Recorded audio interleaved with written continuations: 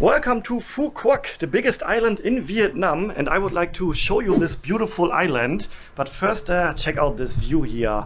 I'm having a sea view room here with a view over to the ocean. And yeah, I can show you what just $30 a night can get you here on this beautiful island. I'm having my balcony right here with an amazing view over to the sun. You can also see the sunset here. I arrived here yesterday afternoon, so I could see the sunset already. Pretty nice. And yeah, we're going to explore all around this beautiful island.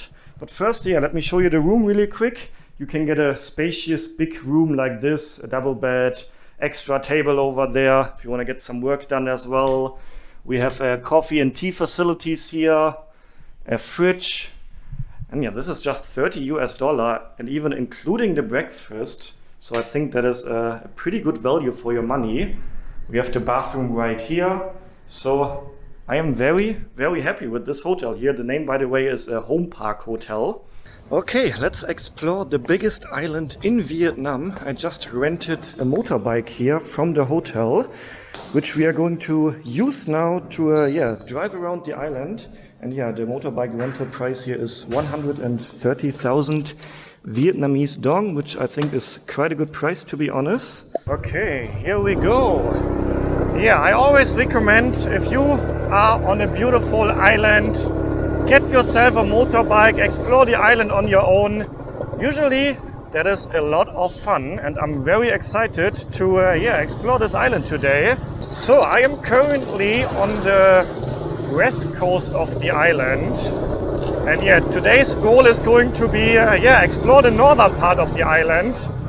The island actually is, that's my first impression at least, quite touristy. You have a lot of big hotels here. There's a proper infrastructure here for tourists. There's an airport on the island. But I think it's mainly for domestic tourists, or let's say it like this, I think it's more popular for local Vietnamese tourists than it is for foreign tourists. I haven't seen that many foreigners here so far.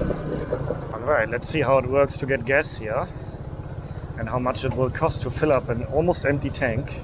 Because yeah, as usual, when you rent these motorbikes anywhere in Southeast Asia, they usually come with an empty gas tank. So the tank is almost completely empty. Full please, full. As much as possible. Let's see how much it will cost. 55 dong? 55,000? Only 55,000? Did you really say that? Oh, okay, thank you very much. Wow, that is incredible. 50,000 dong to fill up an empty tank. Wow, I'm surprised by that. Wait, let's see if the tank is really full. I almost can't believe this.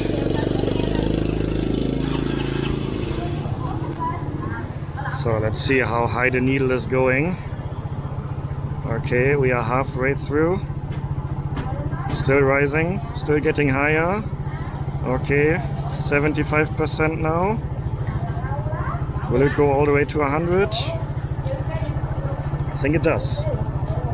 Yeah. Okay, so getting a full tank here is cheaper than expected in Vietnam.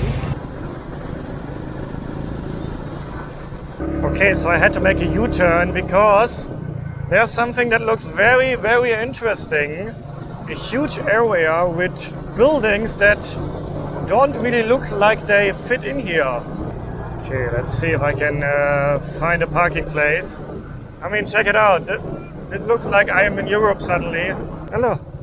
Where can I park the bike? Yeah, parking. Parking over Yes. there? Okay, thank you.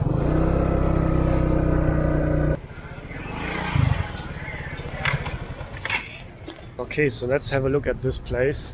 It looks so unique. I just checked on Google Maps. It's called Grand World. Okay, this looks more Asian, to be fair. Like Chinese themed, with all these lanterns here, the architecture, Asian music in the background. What is this place? And why am I the only person here?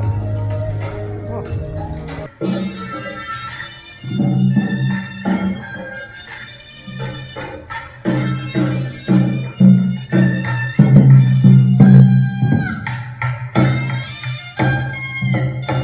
This seems to be like their main entrance here, Grand World.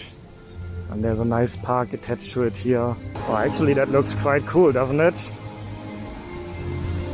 The head leaning backwards, water coming out of the head. Oh, and over there that looks interesting too.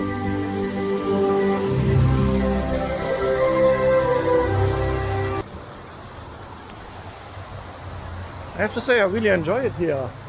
The calm music in the background, the sound of the water here. It's super beautiful here. Very clean, well maintained. Not too many people around. Just a few locals here and there. Oh. Taking some beautiful pictures in front of the statue here. But the place over there looks even more impressive. Wow. Have a look at this.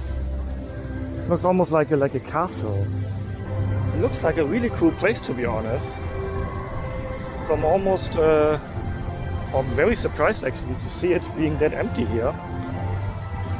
Almost reminds me about COVID times again, where I was kind of used to being the only tourist at different tourist attractions.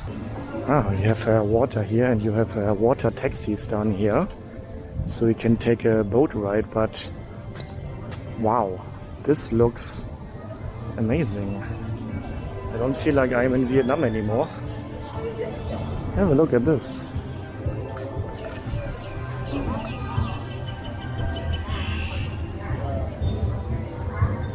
Yeah, but it's no one here, but the places are all open.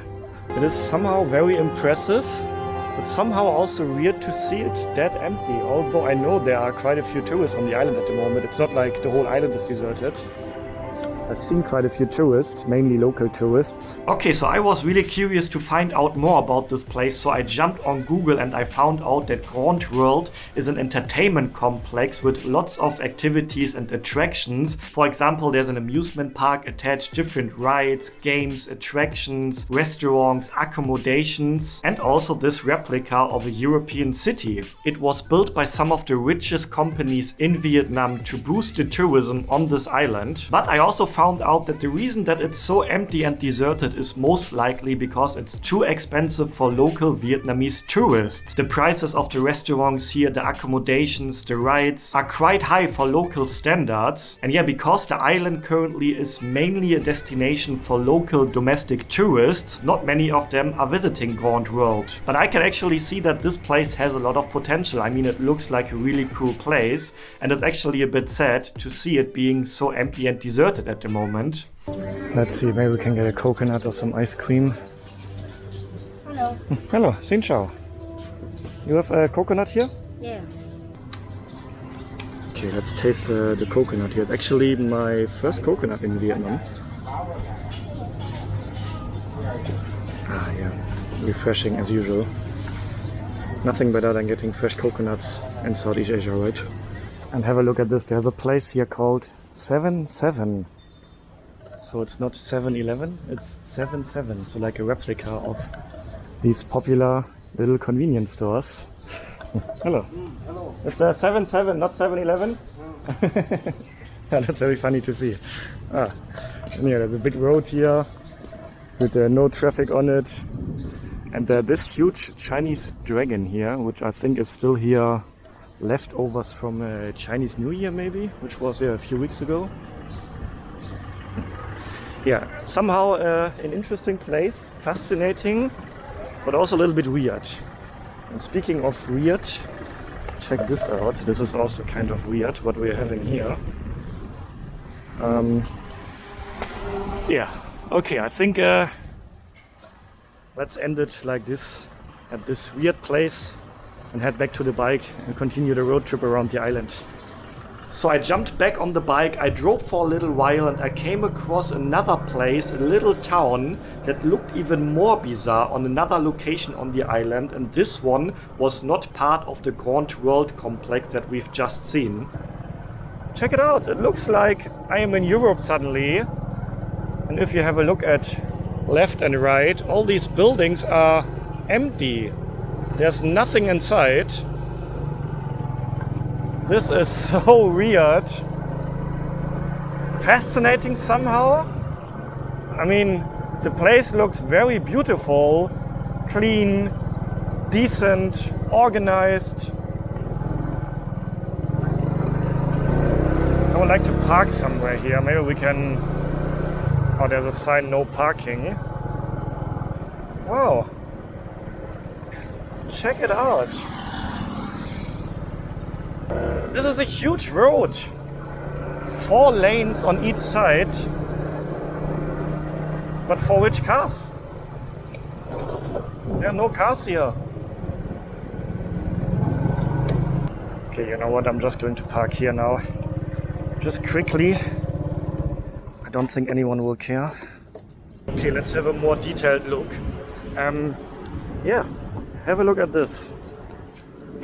These places are all deserted or abandoned, but they do look brand new. This looks quite nice, right? It looks almost like a city that was like built a few weeks ago or a few months ago, like basically from the scratch, but then it is left abandoned. Your motorbikes are driving by, and that's it. This guy is checking his phone more than the road. Be careful, guy. Look at this. He's only looking at his phone, and now going to the left. I think you should look ahead, guy. Still looking on his phone. Oh, incredible. But yeah, the Vietnamese people are skilled motorbike riders, I guess. It's actually nice. Imagine having an apartment right there. The building looks beautiful, little balcony overlooking this beautiful road here. But it is all empty. Wondering what the sign here says. Maybe I can try to translate it with Google Translate. Let's see if it works.